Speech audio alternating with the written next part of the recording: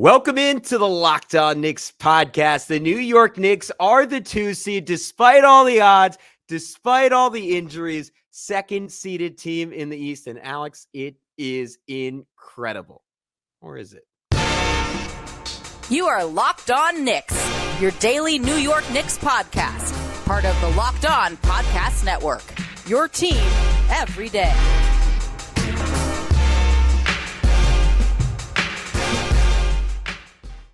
Hey, what's up, guys? You are Locked On Knicks, your daily New York Knicks podcast. And today's episode, man, this is cool to say, is brought to you by Monopoly Go. I admit it, I have a competitive side, and it is a big fan of Monopoly Go, the mobile hit twist on classic Monopoly. So join your friends and download Monopoly Go, now free on the App Store or Google Play. We want to thank you for making Locked On Knicks home of the Eastern Conference's number 2 seed. Your first listen every single day. I got too fancy there, Alex. I was high on my own supply. But if you want to join us in that all throughout the playoffs, you can do so by subscribing on YouTube, hitting that notifications bell to ensure you never miss an episode. But then if you're on the go, making sure you hit that auto download function to ensure you don't miss an episode on the podcast side of things. But who's going to be talking to you every single day? I'm Gavin, Schall, your favorite play-by-play broadcaster's favorite play-by-play broadcaster, my rec league team for people keeping up from last week. Now 3-1, big win today. Didn't have our heavy hitters. Didn't matter. He's Alex Wolfe. I'm sure his rec league team is great too. He's the editor-in-chief of the Strickland, the greatest Knicks website in the whole wide world. You can check them out on all forms of social media at thestrick.land. Alex, it was closer than it had any right to be. A heart-stopping win over the Chicago Bulls. DeMar DeRozan just missing about a 5-foot fadeaway with 2 seconds left in overtime that might have won it for Chicago. And that is the difference between the Knicks being the 3 seed and taking on the Indiana Pacers, and instead sitting at the 2 spot and either facing the Miami Heat or the Philadelphia 76ers, pending the results of Wednesday's play-in game. Now, we're going to talk about if it was ultimately the right move for the Knicks to win this game, but I think before we get to that, we just have to acknowledge how incredible it is that we've gotten to this point. I don't know if you heard, the Knicks made a pretty substantial trade early in the season, moving off 2 pieces that we both considered pretty essential to their future in Emmanuel Quickley and RJ Barrett. And then the player they traded for was incredible for like 16 games and proceeded to ultimately only play 27 games for the Knicks. That is OG Anunoby, of course.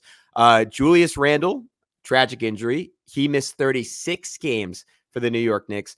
Mitchell Robinson missed 51 games for the New York Knicks, arguably three of their 4 most important players. And the next guy who would be in that conversation, Isaiah Hartenstein, played pretty much every second since the All-Star break through an Achilles injury. And despite it all, because Jalen Brunson is incredible, the supporting cast is incredible, and Tom Thibodeau, I'm going to reserve flat out saying he's incredible until we watch the playoffs, but I'm going to say he had incredible regular season coaching this team. We're the 2 seed in the East. It's something I did not ever expect to be saying on this podcast with everything that happened this year, and yet here we are. Yeah, and I think for Anunoby, even the number you referenced, I think he actually played even less than that. It was only he missed 27 games. Yeah, only 23 games with the Knicks that he played. I mean, but 20-3 in those games. I mean, it's crazy just how effective this team is with him playing. He's just become their skeleton key to success here.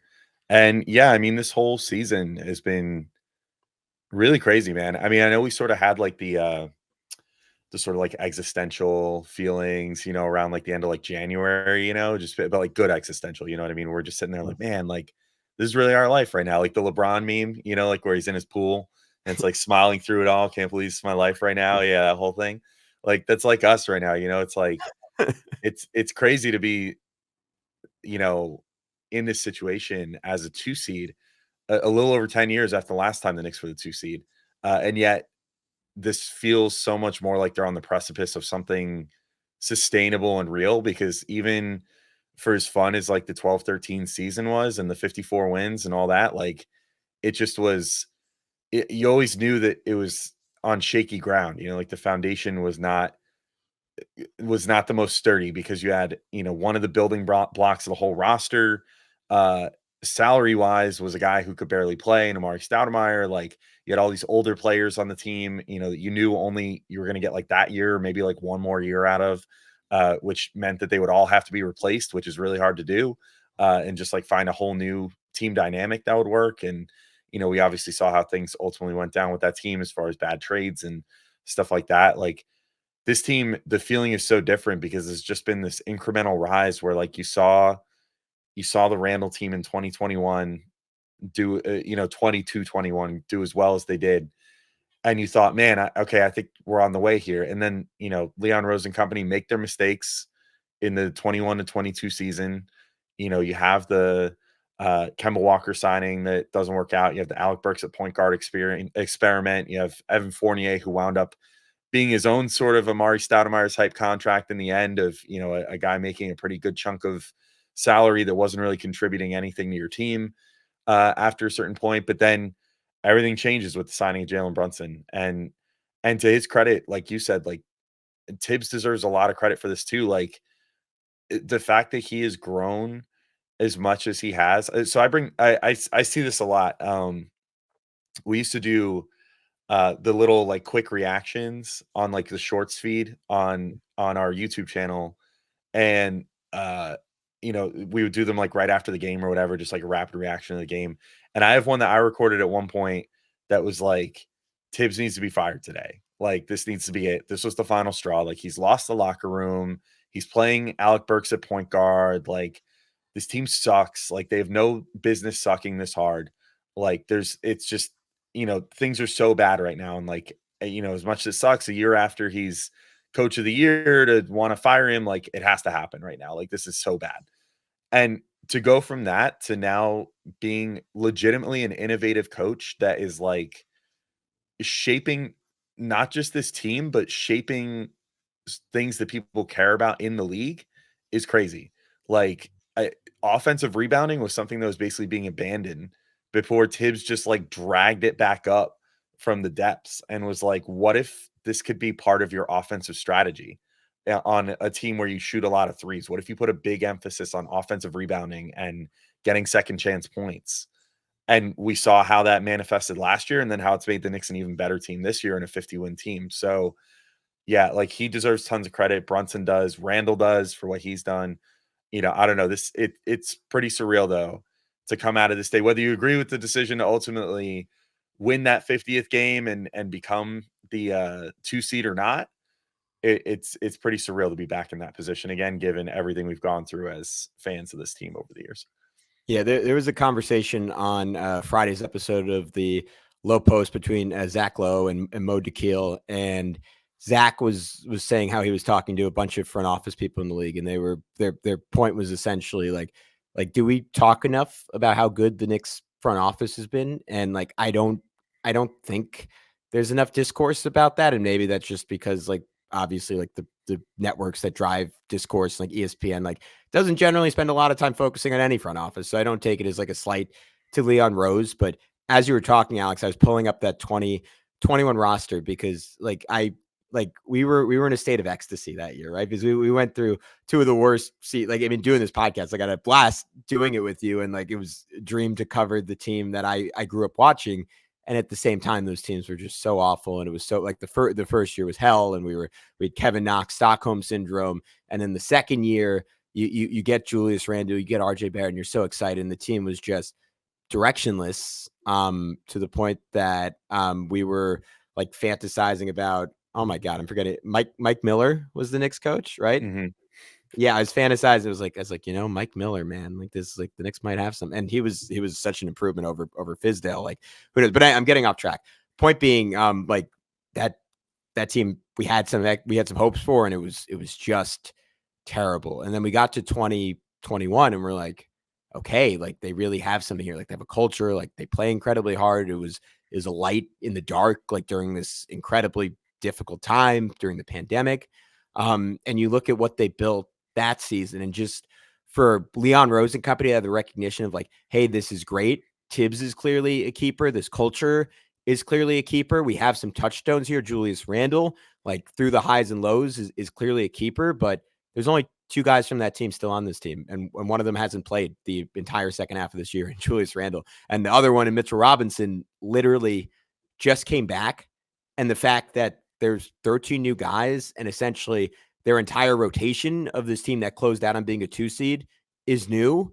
and that the Knicks have done that not in the way of the past, which would be to trade every single draft pick they possibly could, but instead to do that while adding 3 first-round draft picks and having all of their picks now, and built around someone who literally grew up like hiding in Patrick Ewing's locker, who everyone has underestimated since he came into the league, and is now like, if he got a 3rd place MVP vote, I wouldn't be stunned. If he got a 2nd place MVP vote here or there, I wouldn't be stunned. Who, after my idiotic take a week ago, I've come around, should be first team All-NBA, should absolutely be top 5 MVP in Jalen Brunson, who's just a freaking killer. It's like, I'm astounded that we've gotten here, and it's almost gravy in some ways what they do this year. That being said, I do think they hurt their chances of maximizing this year by not sitting guys down the stretch of the game. Whether or not that means it was a bad decision, we can talk about that in just a sec on Locked On Knicks.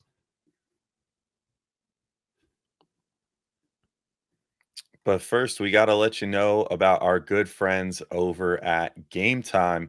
And GameTime is now an authorized ticket marketplace of Major League Baseball, which makes getting tickets even faster and easier. Prices on the GameTime app actually go down the closer it gets to the first pitch.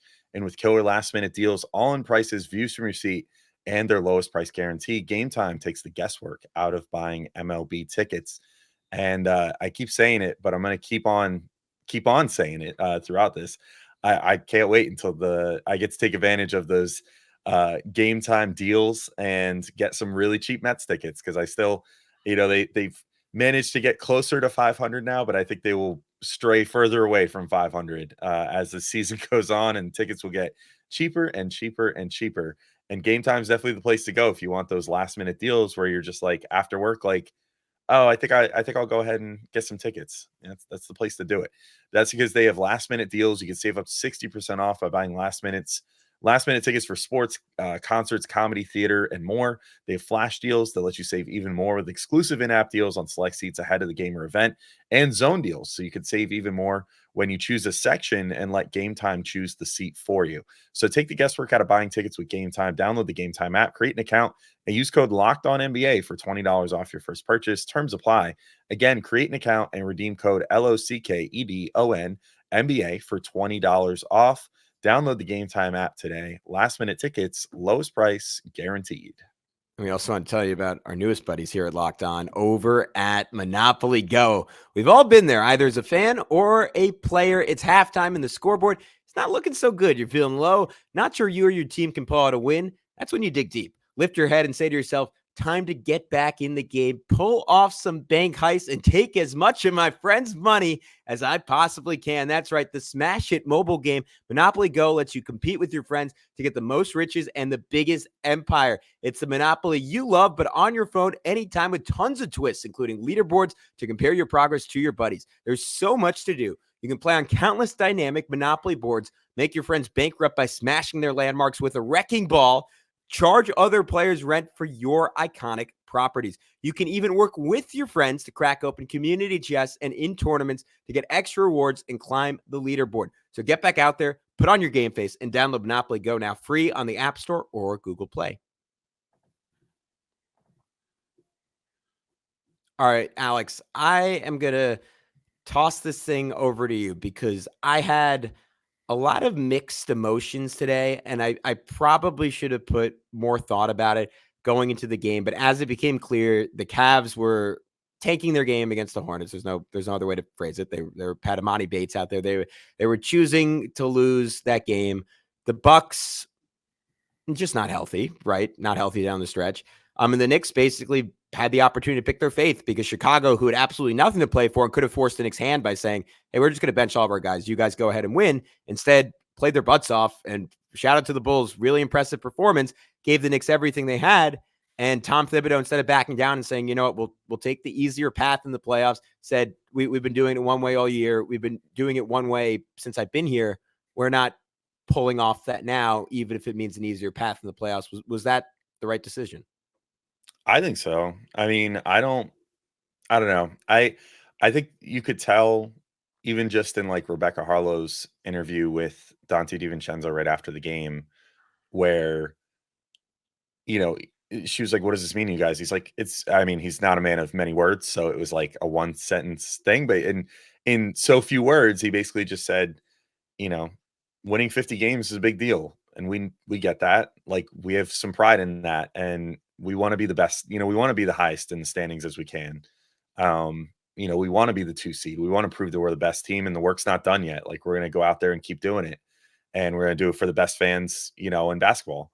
And that's to me as a fan, that hits me right in the feels. You know what I mean? I'm like, how could I ever root against that? First off, just from like just like an emotional standpoint, but then even just from a sensible standpoint, I mean, I don't know if they had ultimately gone to the 3 seed and drawn the Pacers, as much as we were just talking about the other day about how, that was one of the teams that we kind of put towards the top of our list as far as wish list opponents go.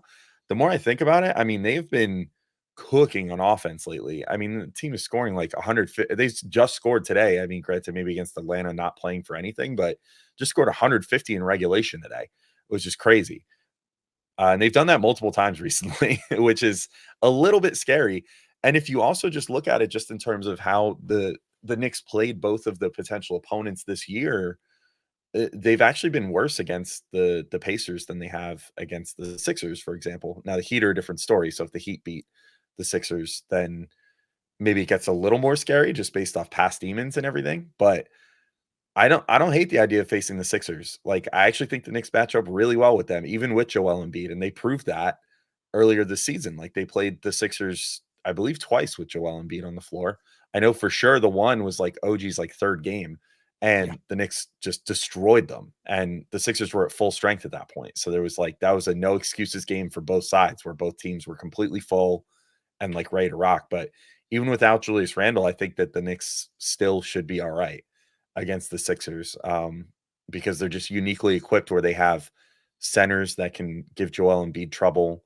They have, an elite wing defender, or multiple like really solid wing defenders, but one mega elite wing defender, which could, you could put OG on Tobias Harris if you want and basically just take him completely out of the game. Or you can, from time to time, throw him up there against Maxey and let him, just kind of contain him. But then you've got like Josh Hart, you got Dante DiVincenzo playing the lanes so well, the passing lanes, and getting those steals like he gets. I mean, I don't know. I think I'm all right with it, because honestly, I just, as a fan, I like seeing my team have that much pride in what they do, and I think that's going to carry over. And I think that I don't know, if you believe in basketball karma or the basketball gods or whatever, like I think there's a chance that like Cleveland, for example, might get kind of bit in the butt by saying we want to face the Magic, and so we're going to like intentionally lose this game and not move up a seed.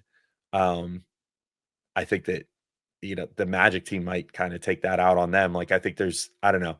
I think the Knicks make themselves look scarier this way, and they also just it's nice to see that they took this much pride in their result. Yeah, I said it already, but I'll say it again. I've very mixed emotions about it. Like, I tweeted out in the moment, like Fred Katz said something like, "All right, well, like this is who the Knicks have been the whole year. They can't do anything else." And I was like, I kind of wish they would do something else here. And the more I sat with that, the more it just kind of felt icky in my stomach, because this team is only as good as it is because they have the mentality of like, we're not afraid of anything. We're not backing down from anything. We're not taking any shortcuts anywhere, anytime. And that's the culture you've built. And is that culture worth, I don't want to say it would have been a threat to sick guys, but you are saying like all of a sudden, like, we're not about this 100% of the time. We're about it when it's convenient. And that's a crack in the walls. And like, is that worth winning one series? Because I think the Pacers are a really good team. Tyrese Halliburton has not been the same guy the second half of this year. Conversely, the Heat, on top of injuring Julius Randle and ending his season, are just a tough matchup. And Eric Spoelstra is just not someone you want to see on the opposite sideline in the playoffs. Does that mean the Knicks can't win the series? No. I would probably have the Knicks as slight favorites in that series. But Miami's really talented. they're finally healthy. Like, does that all mesh? Is their defense good enough with Hero? I don't know. The Sixers, you're right. The Knicks have played them well this year. Only I looked it up while you're talking. Only got one game against Joel Embiid with him, and the Knicks killed them in that game. So that's an important data point. And Julius Randle sucked in that game. So if you want to say that's something to look at, like that he didn't make the difference in that game, that's maybe important. The Sixers are also 31-8 this year with Joel Embiid. And statistically, only the Boston Celtics have been a better team than how the Sixers have played with Joel Embiid in the lineup this season. I wouldn't say, like, if you put all the NBA teams in a pool, where the Sixers be the second scariest team to play? No, probably not. But I genuinely think that series, like, if Embiid stays healthy throughout, which is a really big if, is probably a toss-up. Like, it's going to be a really hard series. Like, he's one of 5 or 6 or 7 guys in the league who you say going in, even though he maybe has never had a series as good as Brunson has had against the Heat, that he's one of the few guys in the league you say, like, comes in as definitively a better player than Jalen Brunson. Maybe Brunson will prove that wrong, and I'll look stupid for saying that, but he's extraordinary. And even coming off of injury, he continues to be extraordinary. So the Knicks, I think, undoubtedly have given themselves a tougher path. And in terms of, like, cold, hard robot logic, like, it didn't really make any sense to do so. In terms of emotion, in terms of what this team is about, in terms of what this team is built on, in terms of what makes this team great, like, they didn't have any other choice. And it might have just been a lucky break if that shot for DeRozan had gone in, and the Knicks could have said, hey, we did everything we could, and we're playing the Pacers. To me, that would have been the best case scenario. It's not what happened. So bring on the Sixers, bring on the Heat. Alex, as for who we'd want to play between those two teams, let's take a quick break, talk about that in just a sec on Locked On Knicks. You can get in on the playoff action and win up to 100 times your money on Prize Picks as you and the world's best players take the game to a new level during basketball's postseason. You can now win up to 100 times your money on Prize Picks with as little as 4 correct picks. So you can turn $10 into $1,000 with basketball, hockey, and college basketball entries today on Prize Picks, America's #1 fantasy sports app. And Prize Picks has something for every sports fan, from basketball and hockey to League of Legends and everything in between. You can pick LeBron, you could pick Connor McDavid, you could pick Jude Bellingham, all in the same entry. It's crazy. So if you want to get in on the action with Prize Picks, download the app today and use code LOCKEDONNBA for a first deposit match up to $100. Again, that's download the Prize Picks app, use code LOCKEDONNBA for a first deposit match up to $100. Prize Picks, pick more, pick less. It's that easy.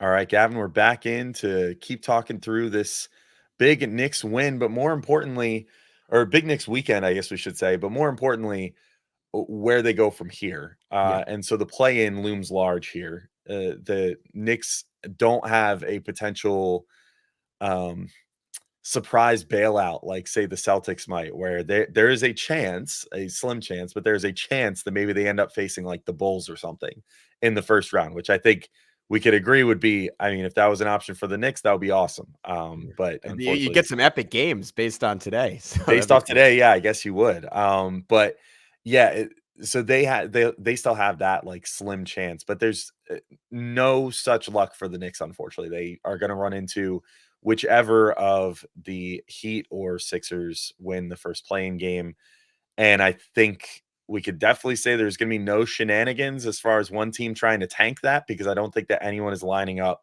to draw the Celtics in round one versus the Knicks, which is not a knock on the Knicks. It's more just a statement on how good the Celtics are this year. So out of those two teams, we sort of started getting into it in the last segment, but out of those two, which one are you most, I guess we'll put it this way, which one do you most want to face if you're the Knicks? I don't know yet, but my mind says the Heat, my heart says Philly. And I think I'm going with my heart. I think despite what I was just saying, and like, again, I'll repeat it, 31-8 with Joel Embiid, arguably the second best team in basketball when Joel Embiid has been on the court. Like, people forget before that injury, they were kind of within reach of the Celtics, and their net rating was like +10. They like had a historically great net rating. Like, this was a really, really good basketball team. And yet they just don't really strike that same existential fear into my heart that the Heat do. And for all the people in the comments saying like, all right, the Heat don't scare us, the Heat don't scare us. Like, I'm not like, maybe fear is the wrong word, but like we've just watched this team inexplicably beat the Bucks, inexplicably beat the Celtics, make the finals 2 of the last 3 years, and the other year be a shot away from the finals, despite like talent-wise really having no business doing so. Like, you got to give that team their props. While the Sixers have just been the complete opposite in the playoffs, where they've totally underperformed. Joel Embiid has never had a series in the playoffs, or at least the series after the first round, where he's been like relatively close to the same guy he's been in the regular season. And he's had incredible games. He's had incredible moments, but he completely flopped in game 7 last year. And it's not the first time we've seen that happen from him. Like there are just still questions of like, if he can survive a full series, especially coming off a meniscus. And like, if he's not who he is in the regular season, like, and it's a testament to how good he is that this is the gap. Like, they are just not a remotely scary team. Like, Maxey is sick. The Knicks are like, Brunson is just better.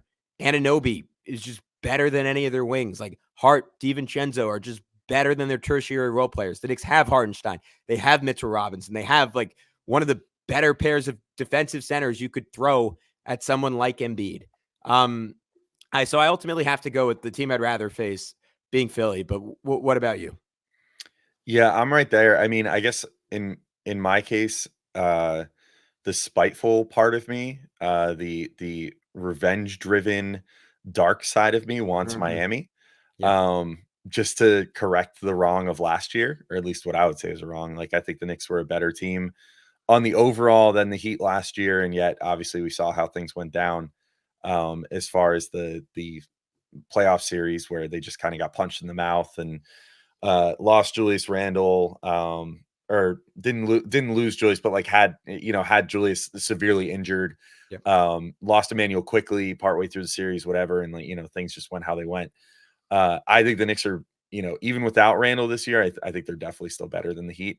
And so I want to beat them. I want to get that retribution.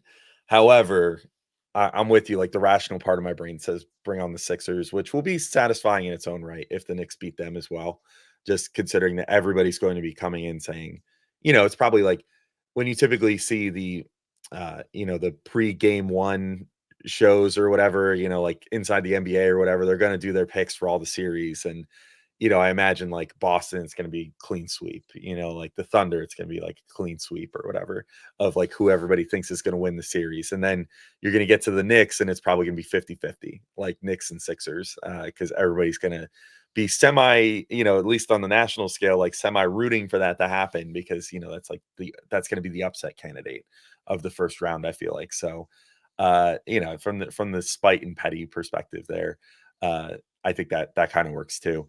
But I'm with you as far as just like the on-court stuff too. I think we saw that play out during the game that the Knicks did win when Embiid was playing, and it's just like they can beat them at every position. But I really think that except for center, like just in terms of pure scoring output and whatever. But I think that they're just so uniquely equipped where they have the Tibbs rotation of Hartenstein and Mitch, as long as both of them are healthy by next week, that like Mitch is one of the few guys I feel like, and maybe I'm off base here, like maybe I just don't listen to enough Joel Embiid interviews or whatever, but he's like one of the few guys in Joel Embiid's career that he's ever like sort of name dropped, like during post-game interviews and stuff, and been like, yeah, that guy made my life hell today. Like he defends me like nobody else defends me. And I think that is the case. Like Mitch just has the length, the shot blocking ability, like the bulk, like the rebounding ability, everything to just make Embiid's life hell for 48, well, not 48 minutes, but whatever, 25 minutes, however much he ends up playing. But I think there's really a chance that like we might see Mitch close a game or two in that series if it happens, just because he'll be making Embiid that uncomfortable compared to Hartenstein, who like does all those things well, but doesn't quite have that extra, like 30 pounds of heft on him to really like bully a Joel Embiid size guy around. So he'll play fine, I'm sure, as well, and out rebound him and whatever else. But Mitch just like beats the crap out of him whenever they play. So I think he could be a key to it. And in general, I think if I'm the Knicks, I look at that series and I say like, yeah, we've already outplayed them this year. Injuries, whatever. Like, we were injured too, and we still beat them when we were injured as well, and they were injured, and we beat them when we were both fully healthy. So no matter what, the Knicks kind of have their number. Other than that one game where they just forgot how to score the basketball and scored like 72 points or whatever. So we'll just forget about that game. But yeah, I think I'm all in on going for the Sixers versus the Heat, but ultimately, I don't know. I've got enough faith in this team that I'm all right with either outcome. I think that they're gonna win the series no matter what, which is the mentality that they're gonna be going in with, and I feel like everybody has to go in with because they're the 2 seed, and we should believe in them and all that stuff. But the Sixers are definitely less threatening to me than the Heat, because the Heat just bring up those old demons of last year and every year prior to this, where the Jimmy Butler Heat are the most annoying team on the planet to face in the playoffs. Yeah, and I think it's also we're thinking about the Knicks in playing Philly have a chance to shepherd Joel Embiid onto New York, and maybe the Knicks will move on to someone like Giannis this summer if the Bucks go out in the first round, and that I think that is a conversation for another day. But the way this season has ended for Milwaukee, the way it's gone since really the get-go, but in particular since Doc Rivers has taken over, was supposed to be their savior, and they essentially finished as a 500 team after he became the head coach, and their entire cast is getting older. And Damian Lillard looks not cooked, but certainly past his prime. Chris Middleton can barely stay on the floor. Brook Lopez is going to be in his late 30s. Like, whether it's Giannis or whether like the Knicks can personally kick Joel Embiid out of round one and show him how good this supporting cast is without him, like that is an opportunity. When you going back to the beginning of the show, you say this isn't the end of something, this is the beginning of something. Like that's where my mind goes. And that's something that's on the table on top of just moving on to the second round. And I have to say, just flat out, as much as I would take more comfort in playing the Pacers, and those games would probably be a whole lot of fun because they'd be in the 130s. It's more exciting to play Philly. It's more exciting to play Miami. Like, I'm more excited to talk about those series and those matchups, like as much as the Obi Toppin revenge tour and Tyrese Halliburton against Wally Serviak is sort of vaguely fascinating. Like, this is just on another level. So from a content perspective, but just from a pure fan perspective, like even if it ultimately ends and the Knicks losing in the first round, like it's going to be a fun ride. This is going to be a Eastern Conference Finals, maybe not in terms of talent, but in terms of intensity types of series. Yeah, for sure. I think we got a long week ahead of us, waiting for this to materialize and waiting to see the results of that first play-in game. So we'll have you all covered with everything leading up to and beyond that. But until next time, thank you all for listening, and we'll talk to you soon. Peace out, everybody.